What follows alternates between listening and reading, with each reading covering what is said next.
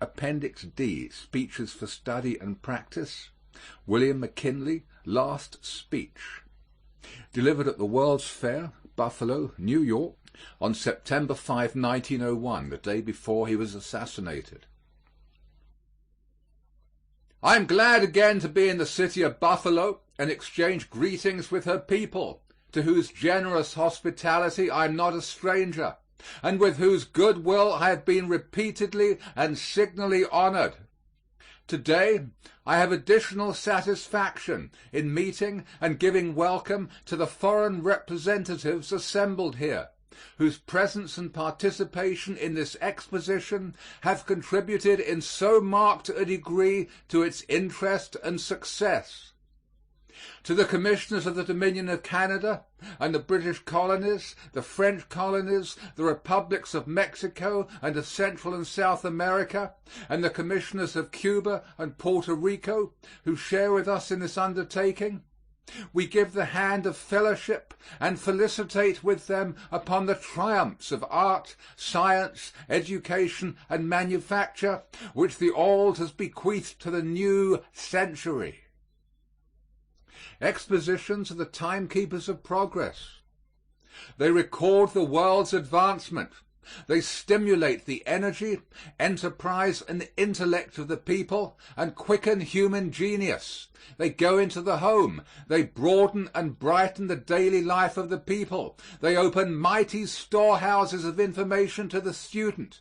Every exposition, great or small, has helped to some onward step. Comparison of ideas is always educational, and, as such, instructs the brain and hand of man.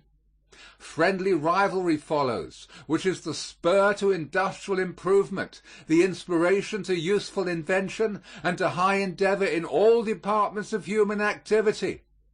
It exacts a study of the wants, comforts, and even the whims of the people, and recognizes the efficacy of high quality and low prices to win their favor. The quest for trade is an incentive to men of business to devise, invent, improve, and economize in the cost of production. Business life, whether among ourselves or with other peoples, is ever a sharp struggle for success. It will be none the less in the future.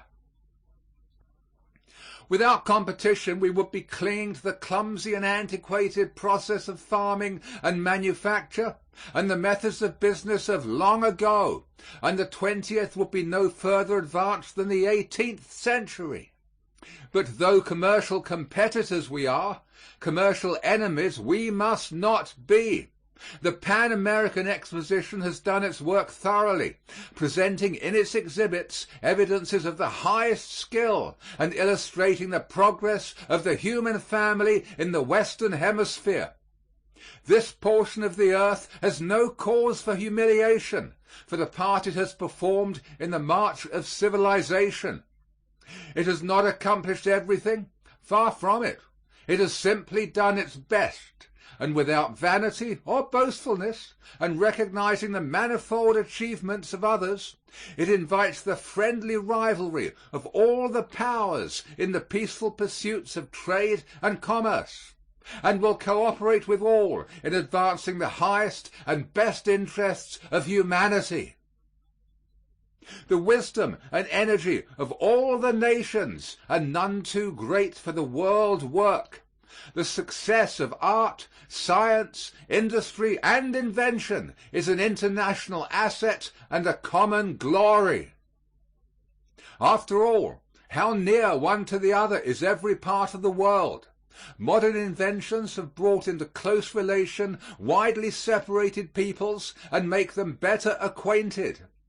Geographic and political divisions will continue to exist, but distances have been effaced. Swift ships and fast trains are becoming cosmopolitan. They invade fields which a few years ago were impenetrable. The world's products are exchanged as never before, and with increasing transportation facilities come increasing knowledge and larger trade. Prices are fixed with mathematical precision by supply and demand. The world's selling prices are regulated by market and crop reports. We travel greater distances in a shorter space of time and with more ease than was ever dreamed of by the fathers. Isolation is no longer possible or desirable. The same important news is read, though in different languages, the same day in all Christendom. The telegraph keeps us advised of what is occurring everywhere, and the press foreshadows, with more or less accuracy, the plans and purposes of the nations. Market prices of products and of securities are hourly known in every commercial mart, and the investments of the people extend beyond their own national boundaries into the remotest parts of the earth. Vast transactions are conducted and international exchanges are made by the tick of the cable. Every event of interest is immediately bulletined. The quick gathering and transmission of news, like rapid transit, are of recent origin and are only made possible by the genius of the inventor and the courage of the investor. It took a special messenger of the government, with every facility known at the time for rapid travel, 19 days to go from the city of Washington to New Orleans with a message to General Jackson that the war with England had ceased and a treaty of peace had been signed. How different now! We reached General Miles in Puerto Rico, and he was able through the military telegraph to stop his army on the firing line with the message that the United States and Spain had signed a protocol suspending hostilities. We knew almost instanter of the first shots fired at Santiago, and the subsequent surrender of the Spanish forces was known at Washington within less than an hour of its consummation. The first ship of Cervera's fleet had hardly emerged from that historic harbor when the fact was flashed to our capital, and the swift destruction that followed was announced immediately through the wonderful medium of telegraphy. So accustomed are we to safe and easy communication with distant lands that its temporary interruption, even in ordinary times, results in loss and inconvenience. We shall never forget the days of anxious waiting and suspense when no information was permitted to be sent from Pekin, and the diplomatic representatives of the nations in China, cut off from all communication inside and outside of the walled capital, were surrounded by an angry and misguided mob that threatened their lives. Nor the joy that thrilled the world when a single message from the government of the United States brought through our minister the first news of the safety of the besieged diplomats. At the beginning of the 19th century, there was not a mile of steam railroad on the globe. Now there are enough miles to make its circuit many times. Then there was not a line of electric telegraph. Now we have a vast mileage traversing all lands and seas. God and man have linked the nations together.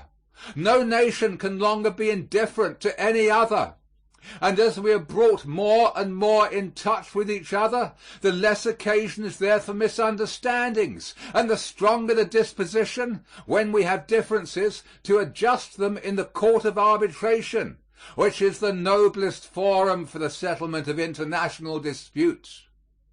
My fellow citizens, trade statistics indicate that this country is in a state of unexampled prosperity. The figures are almost appalling. They show that we are utilizing our fields and forests and mines, and that we are furnishing profitable employment to the millions of working men throughout the United States, bringing comfort and happiness to their homes, and making it possible to lay by savings for old age and disability. That all the people are participating in this great prosperity is seen in every American community and shown by the enormous, unprecedented deposits in our savings banks. Our duty in the care and security of these deposits and their safe investment demands the highest integrity and the best business capacity of those in charge of these depositories of the people's earnings. We have a vast and intricate business built up through years of toil and struggle, in which every part of the country has its stake, which will not permit of either neglect or of undue selfishness. No narrow, sordid policy will subserve it. The greatest skill and wisdom on the part of manufacturers and producers will be required to hold and increase it. Our industrial enterprises, which have grown to such great proportions, affect the homes and occupations of the people and the welfare of the country. Our capacity to produce has developed so enormously, and our products have so multiplied, that the problem of more markets requires our urgent and immediate attention. Only a broad and enlightened policy will keep what we have. No other policy will get more. In these times of marvelous business energy and gain, we ought to be looking to the future, strengthening the weak places in our industrial and commercial systems, that we may be ready for any storm or strain. By sensible trade arrangements which will not interrupt our home production, we shall extend the outlets for our increasing surplus. A system which provides a mutual exchange of commodities is manifestly essential to the continued and healthful growth of our export trade. We must not repose in the fancied security that we can forever sell everything and buy little or nothing. If such a thing were possible, it would not be best for us or for those with whom we deal.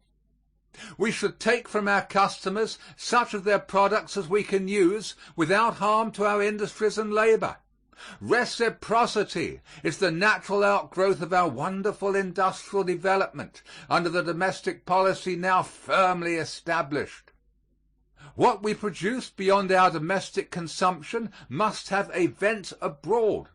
The excess must be relieved through a foreign outlet, and we should sell everywhere we can and buy wherever the buying will enlarge our sales and productions and thereby make a greater demand for home labor. The period of exclusiveness is past.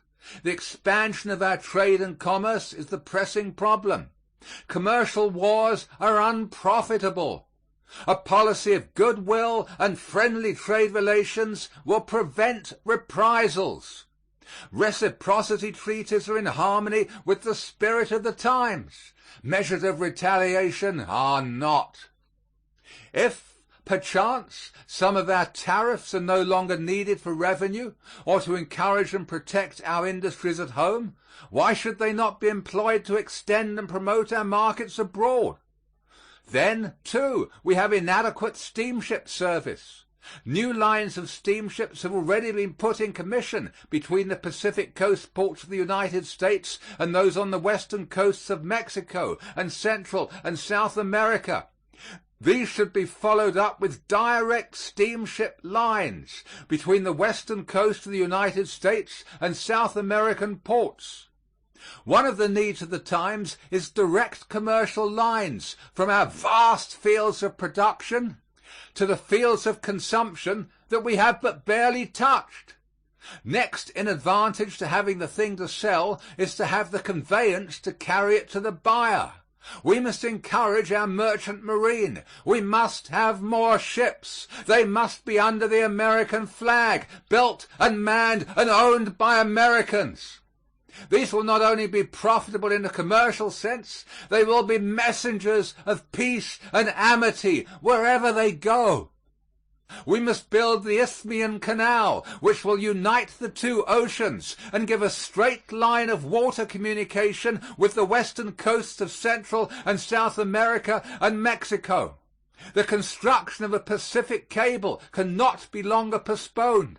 In the furtherance of these objects of national interest and concern, you are performing an important part. This exposition would have touched the heart of that American statesman whose mind was ever alert and thought ever constant for a larger commerce and a truer fraternity of the republics of the New World. His broad American spirit is felt and manifested here. He needs no identification to an assemblage of Americans anywhere, For the name of Blaine is inseparably associated with the Pan-American movement, which finds here practical and substantial expression, and which we all hope will be firmly advanced by the Pan-American Congress that assembles this autumn in the capital of Mexico. The good work will go on. It cannot be stopped. Those buildings will disappear. This creation of art and beauty and industry will perish from sight. But their influence will remain to make it live beyond its too short living with praises and thanksgiving.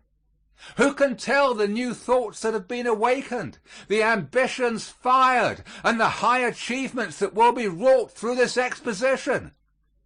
Gentlemen, let us ever remember that our interest is in concord, not conflict, and that our real eminence rests in the victories of peace, not those of war. We hope that all who are represented here may be moved to higher and nobler efforts for their own and the world's good, and that out of this city may come not only greater commerce and trade for us all, but more essential than these, relations of mutual respect, confidence, and friendship, which will deepen and endure. Our earnest prayer is that God will graciously vouchsafe prosperity, happiness, and peace to all our neighbors, and like blessings to all the peoples and powers of earth.